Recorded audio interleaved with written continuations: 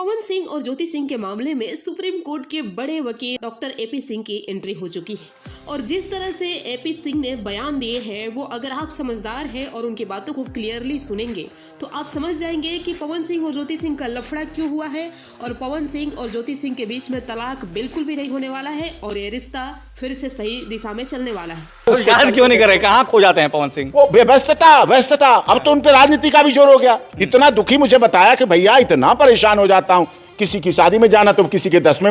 बबीता मिश्रा और पवन सिंह वाला केस तो निपट जाएगा आपस में, मुझे तो लगता है अब हो गया है, थोड़ा FIR रजिस्टर्ड हो गई तो पुलिस इन्वेस्टिगेशन वगैरह करेगी, लेकिन इसमें आसानी से निपट जाना चाहिए। उनका ये इंटरव्यू जो है वो यूट्यूब चैनल पे भी डाला गया है, आप देख सकते हैं जाके, मैं बताऊंगी, और फेसबुक पे भी उन्होंने चलाया है।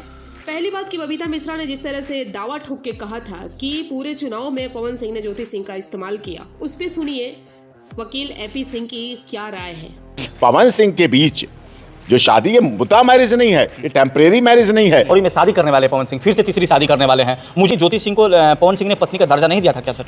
नहीं, पत्नी का दर्जा था, उनका पति का दर्जा था। चुनाव के एफिडेविट से बड़ा कोई मजबूत एफिडेविट नहीं होता। उसमें उन्होंने लिखा पवन सिंह की धर्म पत्नी कौन है, ज्योति सिंह, तो उसमें लिखा हुआ है, एफिडेविट में है, शपथ पत्र में है। वो ये तो आपको क्लियर हो गया कि चुनाव के शपथ पत्र में जब पवन सिंह ने ज्योति सिंह का नाम धर्म पत्नी के रूप में दिया था, ये केवल चुनाव के लिए ज्योति सिंह को यूज करना नहीं था।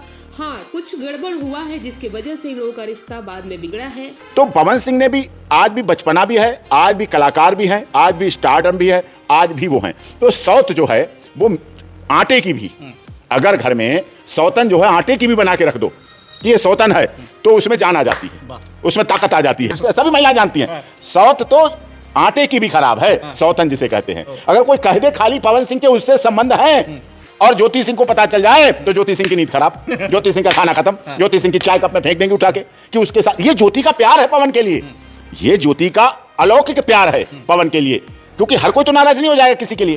तो ये ज्योति जो बड़ा प्यार करती हैं, उन्हें अपना थोड़ा और दायरा बड़ा करना चाहिए और कलाकार के रूप में देखना चाहिए।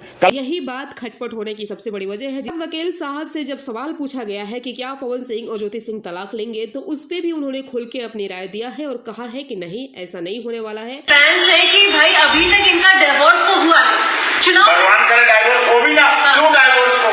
परिवार टूटता है, दिल टूटता है, तो केवल पति पत्नी का एक रिश्ता नहीं टूटता है। यहाँ कहीं ना कहीं ज्योति सिंह का अपार प्रेम है पवन सिंह से, जो उनसे वो अलग होना नहीं चाहती है।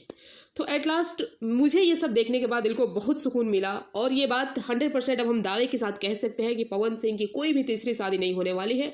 हाँ, कुछ रिश्ता डगमगाया जरूर था, लेकिन हम रिक्वेस्ट करना चाहेंगे अपने पवन भैया से कि प्लीज़ आप जाइए, ज्योति भाभी का हाथ पकड़ के लेके आइए, अपने रिश्ते को एक नया मोड़ दीजिए, क्योंकि ये सब जो यूट्यूब पे, टीवी न्यूज़ चैनल पे जो चल रहा है, इससे कतई आपके फैंस खुश नहीं हैं।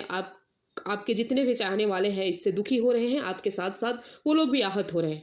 तो प्लीज़ इस पे ध्यान दीजिए। बाकी आप लोगों को ये खबर, ये न्यूज़, इंटरव्यू सुनने के बाद कैसा लगा कमेंट कीजिएगा। मिलते हैं नेक्स्ट वीडियो में।